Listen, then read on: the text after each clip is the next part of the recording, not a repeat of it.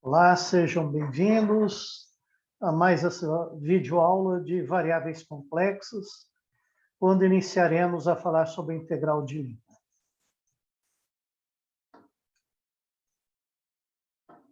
E as notas de aula foram baseadas no livro do Brown e Churchill e de Spiegel, Lipschitz, Schiller e Spellman. Para estudar, eu sempre recomendo, tenho lápis, papel, borracha e as demais ferramentas em mãos. É assim que se estuda. Anote, faça diagramas, esboce, pense, interprete. Isso é importante para fixar a aprendizagem. Resolva exercícios também. Vamos começar definindo o que significa função real contínua por partes. Lembrar que função real é uma função que, para cada t real, fornece um número real. Então, é a função da reta na reta. E que é uma função real contínua por partes no intervalo fechado AB. Ela é contínua por partes quando existir um conjunto finito de pontos, T0, T1, Tn, onde o T0 é igual ao A, o T1 é maior que T0, assim por diante, é uma sequência crescente de números até o Tn, que é igual ao B. E que, portanto, para cada k entre 1 e n, a função de x e t é contínua em cada intervalo aberto. Os limites à direita, em tk-1, e à esquerda, em tk, eles precisam existir e ser infinitos. E a função x de t pode ou não estar definida nos pontos tk. Então, um gráfico a esse respeito seria o seguinte. Vamos, então, tomar aqui um sistema de coordenadas, né? E aqui no eixo horizontal vamos colocar o valor de t, no eixo vertical vamos colocar o valor de x, né? Digamos que aqui esteja o A, aqui esteja o B. E nós temos, então, uma reta vertical aqui. E a nossa função, ela pode estar definida ou não no ponto A. Digamos que não esteja definida. Aí ela é contínua. Aqui, neste ponto, ela também não é definida.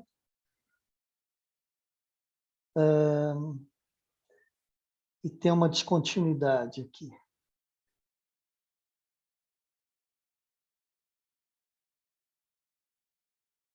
Aqui ela é definida no ponto.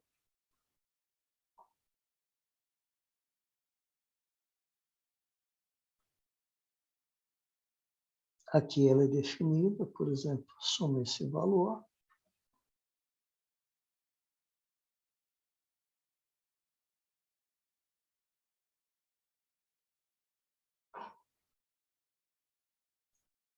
Aqui uma reta vertical. E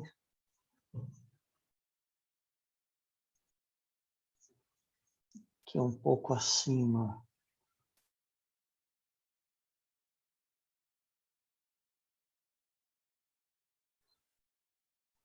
Ela não é definida.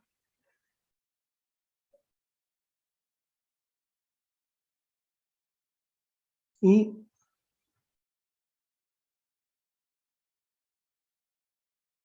aqui em B,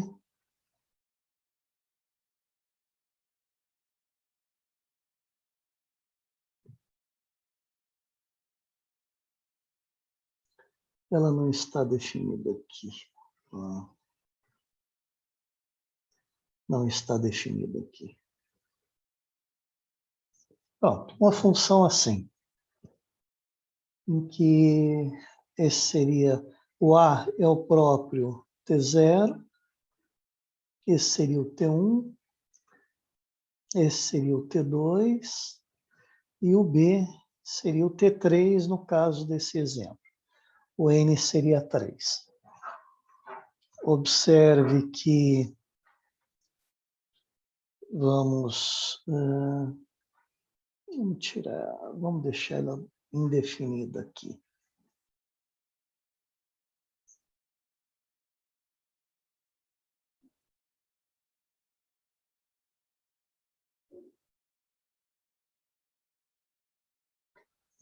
Então, ela não é definida em A, é definida em T1, mas o valor dela é esse. É definida em T2, e o valor é esse. E não está definido em T3. Poderia também não estar definido aqui. Por exemplo, vamos dizer que não está definido aqui. Então, tem esse buraquinho. Ok. Mas é preciso que os limites laterais existam. Tanto o limite lateral à direita aqui e o limite à esquerda aqui existem. E é esse valor, o limite à direita em A, o limite à esquerda em T1, o valor é este aqui, o limite à direita em T1, o valor é aqui, o limite à esquerda em T2, o valor é esse número, não é? Que tem um certo valor x, e o limite à esquerda, à direita em T2, o valor é esse.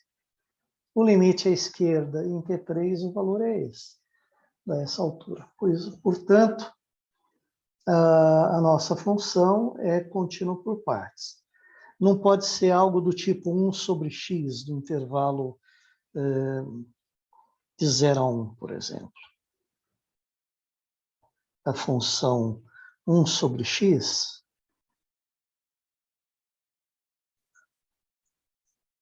cujo gráfico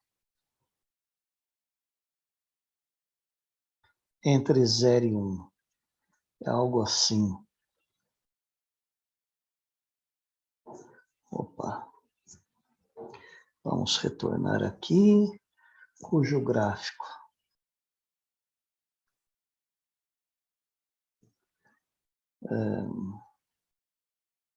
passei, vamos pôr 2 aqui. 2. A função aqui é t, aqui é x, e aqui a função x de t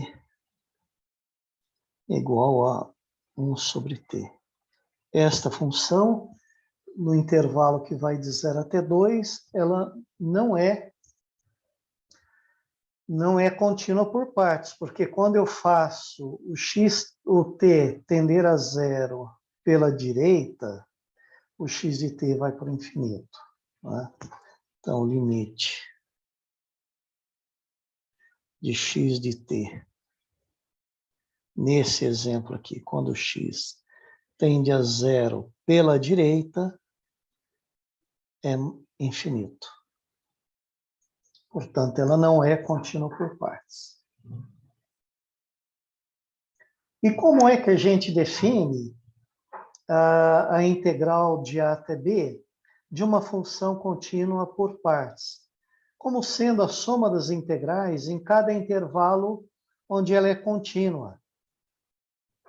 Bom, aí podem dizer, mas veja, no intervalo de A até T1, a função não é definida nem à esquerda, em A, e nem em T1. E como é, que integral é essa, então? Essa integral, então, tem que ser tomada no sentido de uma integral imprópria. Só que, como os limites laterais existem, nessa integral que vai de T0 a T1, podemos considerar o valor em A como sendo o limite da função à direita de A. E o valor da função neste ponto, no intervalo que vai de A até T1, considerar como sendo o limite de quando o t tende a T1 pelo lado esquerdo.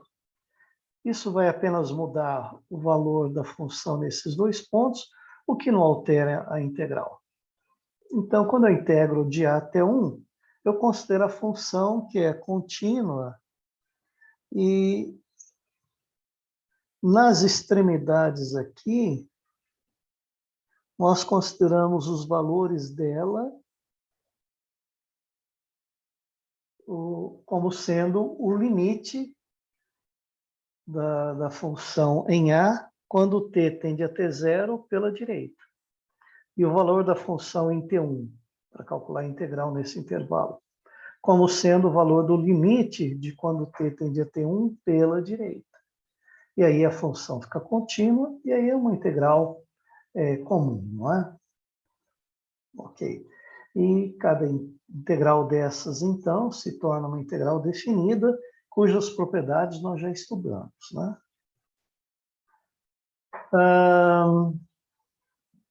É isso que nós explicamos, acabamos de explicar.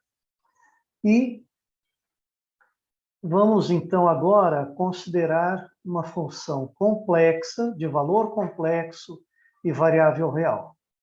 Então, vamos considerar z de t uma função complexa, tem uma parte real e uma parte imaginária, cuja variável t é real, né? Nós já definimos limite dessa função z como sendo o limite de x mais i vezes o limite de y, no ponto, né? E falamos também, inclusive, continuidade da função. Continuidade z de t é contínua em t0, quando o limite de z de t, quando t tende a t0, for o z de t0. Falamos também sobre continuidade no intervalo. A função z de t é contínua no intervalo se for contínua em todos os pontos do intervalo, né? E aí definimos que z de t é contínua por partes no intervalo fechado AB, se a sua parte real e a sua parte imaginária forem contínuos por parte nesse intervalo. Falemos sobre a integral definida. Só recordar, não é? A gente já definiu a integral da função x de t, quando x de t é uma função real, sabemos o que significa integral de a até b de x de t dt. A mesma coisa y de t. Já sabemos como calcular a integral de a até b de uma função real. E a integral de z? Nós definimos a integral de z de t entre a e b como sendo a soma das integrais da sua parte real mais i vezes a integral da sua parte imaginária. Desde que, obviamente, as integrais do lado direito existam, né? E digamos que o b seja maior ou igual a o a maior ou igual menor ou igual a c, menor ou igual a b.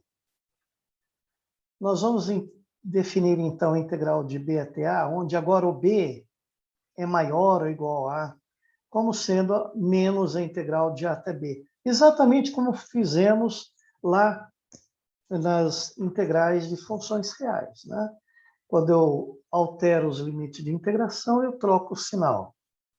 E a integral de um ponto até ele mesmo dá zero, né? Se eu vou integrar de c até c, a integral de z de t dá zero. Então, para ilustrar a definição 2, que é esta aqui, para calcular a integral desta função complexa, de valor complexo e variável real t, entre 0 e 1, a gente desenvolve isso, toma a parte real, que é essa, toma a parte imaginária, que é 2t, E usa a definição, a integral dessa função é a integral da parte real mais I vezes a integral da parte imaginária. Calculando essa integral dá 2/3, calculando essa integral dá 1. Então, fica apenas I. Então, é bastante simples calcularmos integrais de funções de valor complexo, aqui é um número complexo, e variável real, no caso t. Vamos falar sobre a integral da parte real e da parte imaginária, então. Voltemos à definição da integral de z de t. Z de t é x de t mais y de t. Então, a integral de z é a integral de x mais i vezes a integral de y entre a e b. Então, quem é a parte real da integral? É esta. Então, a parte real desta integral é essa aqui. Essa parte aqui. Ora, mas quem é o x de t? Não é exatamente a parte real de z? É. Portanto, é como se eu pudesse passar a função parte real para dentro da integral. A mesma coisa a parte imaginária. Quem é a parte imaginária da integral de a até b de z, de t? É a integral de a até b de y, que eu escrevi aqui. Mas quem é y? É a parte imaginária de z de t. Então, olha, quando eu leio daqui para cá, é como se pudéssemos passar a parte imaginária para dentro da integral. Então, a parte real da integral é a integral da parte real. E a parte imaginária da integral é a integral da parte imaginária. A integral definida também é linear, uma vez que a integral das funções reais é linear. O que isso significa? Quando dadas duas funções de valor complexo e variável real, a integral de uma constante K1 vezes 1 de t mais K2 vezes a Z2 de t é, o K1 pode sair fora da integral. Primeiro, a integral da soma é a soma das integrais, e o K1 pode tirar fora da integral também na primeira integral, e o K2 tirar fora da integral na segunda integral. Então, a integral da soma é a soma das integrais, e numa integral, se eu tenho uma constante multiplicando ou integrando, a gente pode tirar a constante fora da integral. Vamos agora citar um outro teorema, que é o seguinte: se eu tenho uma função z de t contínua por partes num determinado intervalo, não é? E vamos considerar que o A menor que C menor que B, nós podemos sempre integrar de A até B, separando em duas partes. A gente primeiro integra de A até C e depois de C até B. Lembrando o seguinte, quando as funções x e y, que são a parte real e a parte imaginária de z, forem contínuas por partes, a integral de A até B já é uma soma de integrais, né? Onde eu considero a integral em cada parte, onde a função é contínua. E aí nós temos um teorema que seria, poderíamos dizer, teorema fundamental, né? Vamos supor que a função z de t seja uma função complexa de variável real. A função z de t contínua no intervalo de A até B fechado, mas a sua derivada é contínua por partes neste mesmo intervalo. Bem, então, a integral de A até B de z' de t dt é o z de B menos o z de A. É o teorema fundamental lá do cálculo 1. Não é? E vejam como que a gente pode analisar essa questão. Vamos tomar aqui, por exemplo, a função módulo. A função módulo que vem daqui até aqui. Bom, isso é a parte real, por exemplo. A parte real ser a função módulo.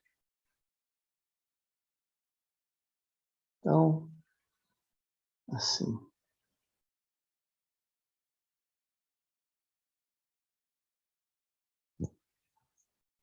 Bem, não saiu vertical, mas não tem problema. Vamos considerar, então, aqui o t, aqui o x, aqui 1, aqui 1 e aqui 2. Né? Função módulo. A função módulo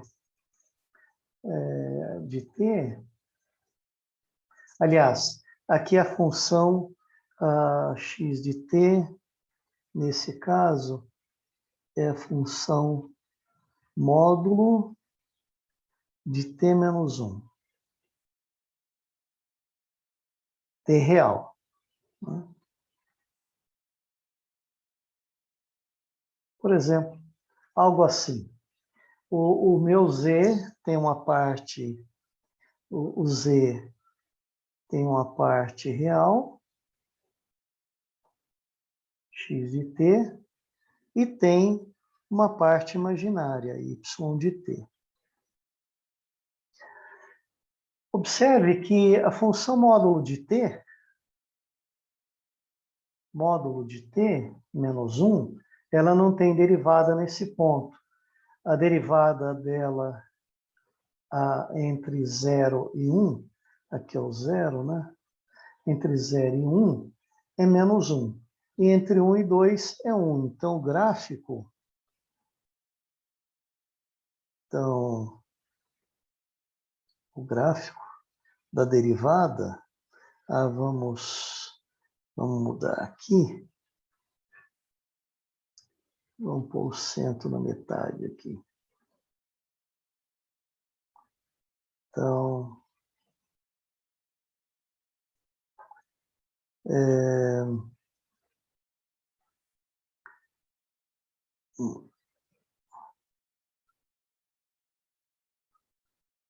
então aqui é menos 1 até 1, e depois entre 1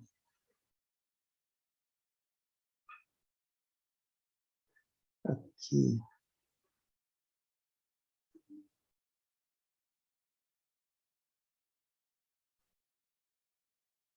daqui equivale 1. Aqui eu diminui a escala, então aqui é o t,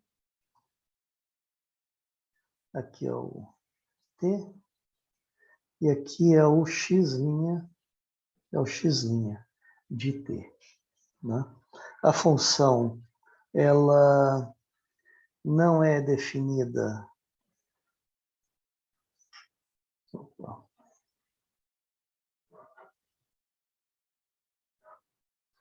A função não é definida nem aqui, nesse ponto, nem nesse ponto. Ela fica indefinida. Bem, nas extremidades também ela tem derivada direita, mas não tem a derivada esquerda. Mas ok, a derivada, então, aqui tem esse valor e aqui tem esse valor. São as derivadas. Quando eu estou na extremidade do limite, em vez de t pertencer a R, a gente é bom escrever que o t pertence ao intervalo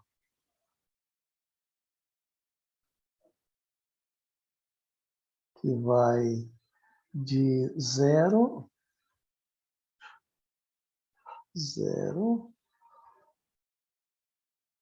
menor ou igual a t, menor ou igual a 2. Esse é o intervalo que eu estou definindo a função. Né? nesse intervalo. Então, o gráfico da sua derivada é esse.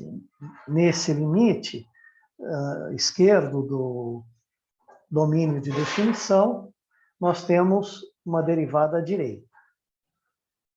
A derivada é a derivada à direita, porque a função não está definida aqui à esquerda. E nessa extremidade, a derivada é a derivada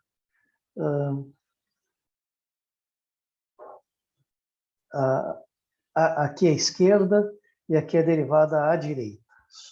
A função só está definida à direita do zero.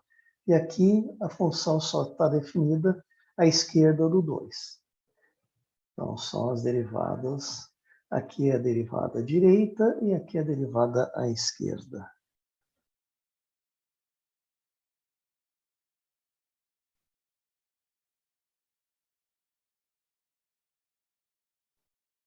Pronto. E como é que a gente prova esse teorema? Usando um teorema já conhecido para funções reais. Vamos considerar a função real x de t contínua no intervalo e sua derivada primeira contínua por partes. Sua derivada x' de t contínua por partes no intervalo fechado a menor ou igual a b. Então, para funções reais, né, a integral de a até b de x' de t dt é a integral. O a é o t0, né? Lembra que a função contínua por partes tem um conjunto de pontos, t0, t1, t2, etc., até tn, onde o t0 é a, tn é b. Então, isso aqui vai ser integral de t0 até t1, mais a integral de t1 até t2, e assim por diante, mais a integral de tn menos 1 até tn, de quem? De x' de t dt. Ora, a integral de x' de t é x de t. Como eu estou integrando entre t0 e t1, é x de t em t1 menos x de t em t0. Então, fica x de t1 menos x de t0. Mais, a integral aqui vai ficar x em t2 menos x em t1. Mais 3 pontinhos, mais... Vamos pôr aqui x em tn menos 1. Vamos pôr mais uma integral ali que não está escrita. X em tn menos 2. Mais a integral, essa última integral, da x em tn menos x em tn menos 1. tn menos 1. Fecha o parênteses aqui. Então, esse x de t1 cancela com esse menos x de t1. O x de t2 com menos x de t2 que vai aparecer. Então, nós vamos cancelar esse com esse com o próximo que aparece aqui. Depois, o x de tn menos 1 cancela com x de tn menos 1. E o x de tn menos 2 cancela com o x de tn menos 2 que vinha aqui atrás. Então, nós ficamos apenas com quem? O x de tn menos o x de t0. X de tn menos o x de t0. que é o x de b, menos x de a. Portanto, a integral de a até b, de z de t dt, que é igual à integral de a até b, de z' de t dt, x' de t dt, mais i, que multiplica a integral de a até b, de y' de t dt. Já provamos que a integral de a até b de x' é o x de b menos o x de a, mais i que multiplica a integral de a até b também semelhantemente à integral de x', a integral de y' é y de b menos y de a. Bom, x de b mais y de b é o z de b. Menos x de a e menos y de a é o menos z de a. Que prova esse resultado, não é? Que é o resultado exatamente igual ao que temos para funções reais de variável real. E esta é a demonstração. Um outro teorema interessante é que a integral de uma função complexa é um número complexo. Então, aqui é o módulo de um número complexo. É menor ou igual, e o módulo de um número complexo é um número real. Aqui nós temos o módulo da função z de t, que vai dar uma função real de variável real. Então, aqui é a integral de uma função real de variável real, portanto, dá um número real. O número real do lado esquerdo é sempre menor ou igual ao número real do lado direito. Como a gente prova que esta desigualdade é sempre verdadeira?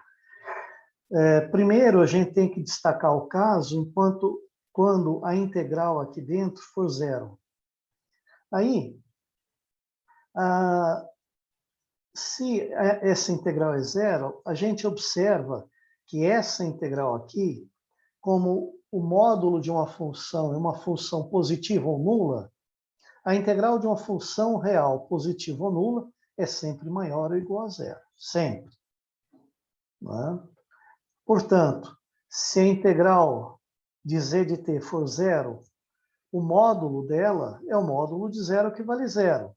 Ora, mas zero é menor ou igual à integral do módulo. De modo que, quando essa integral for zero, vale a desigualdade. Agora, quando essa integral for diferente de zero, podemos escrevê-la na forma polar. Ou seja, a integral é o módulo dela vezes e elevado a i θ, onde θ é um argumento desse número complexo. Não é? Então, o θ é um argumento da integral de z de t entre a e b. Bom, vamos explicitar o módulo dessa integral passando o elevado a iθ para o lado esquerdo. E elevado a iθ é o argumento deste número complexo, que a integral de a até b é um número complexo. Então, θ é o argumento, um deles, né? Um dos argumentos desse número complexo. Então, ele é fixo. Então, vou passar para lá, vai ficar e elevado a menos iθ, vezes e de t. Aí eu posso, como ele é um número, uma constante, então, e elevado a menos iθ é uma constante, posso passá-lo para dentro da integral.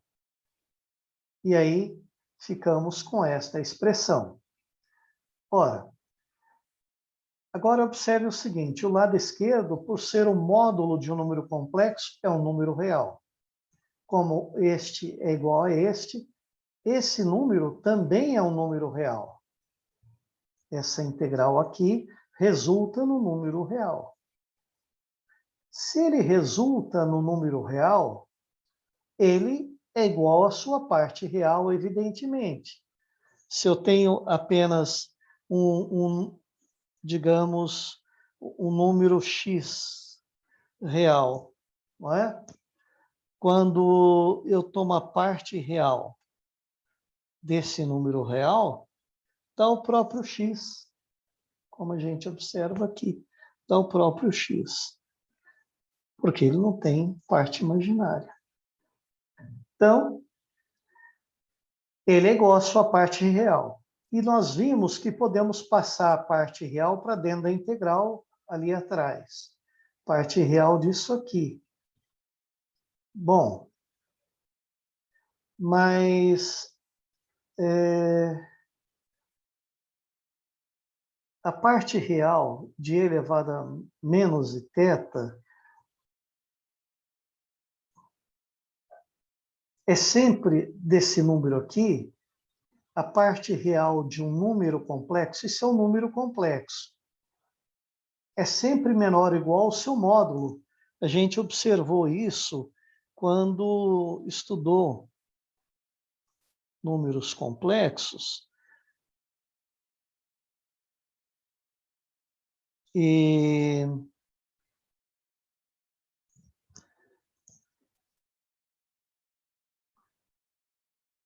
dado um número complexo Z qualquer,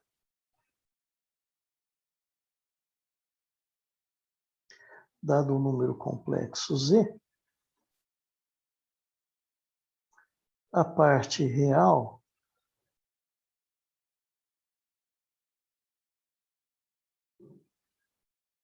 que eu posso chamar de x, por exemplo,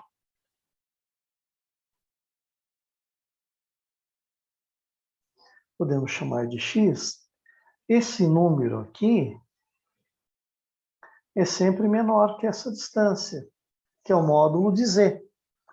Foi o que nós fizemos. Então, a parte real deste número complexo é menor que o módulo dele. E o módulo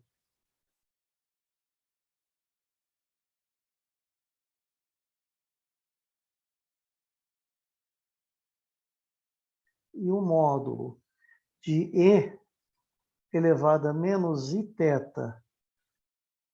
z de t é igual ao módulo de e elevado a iθ. O módulo de um produto é o produto dos módulos. E o módulo de e elevado a iθ vale 1. Então, isso fica módulo de z de t, apenas. Né?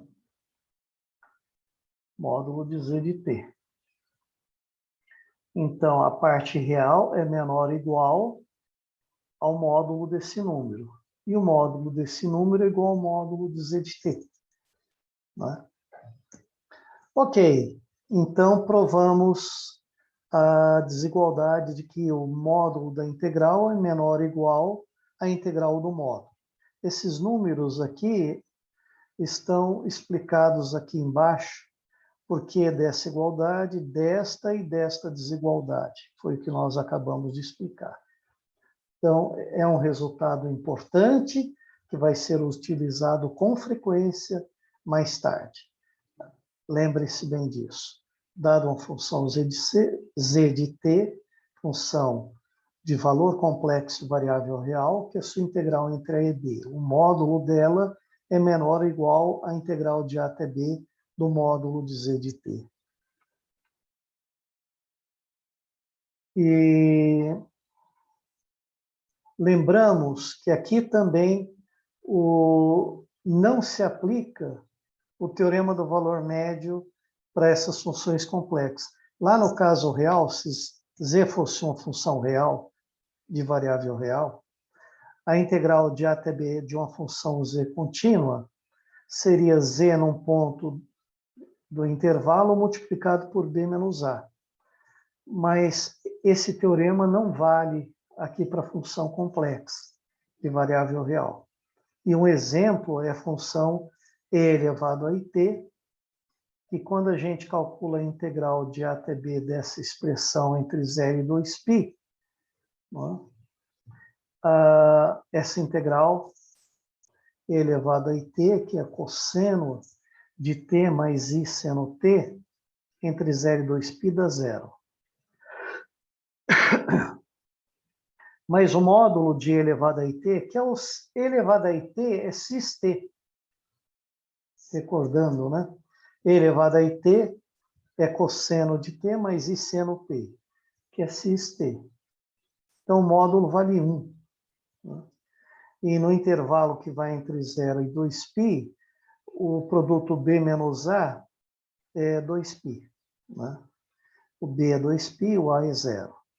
E, então, fica 2π vezes o módulo de elevado a IC. Tira o 2π do módulo, e o módulo de elevado a IC é 1, então fica 2π para qualquer C no intervalo, que é diferente de 0. Então, para esse exemplo, o lado direito fica sempre igual a 2π para qualquer C, e o lado esquerdo é 0. Então, para nenhum C vale a igualdade. E vamos ficar, então, por aqui, nesta aula, para na próxima falarmos sobre parametrização regular e curva suave. Então, até breve, espero revê-los na próxima aula.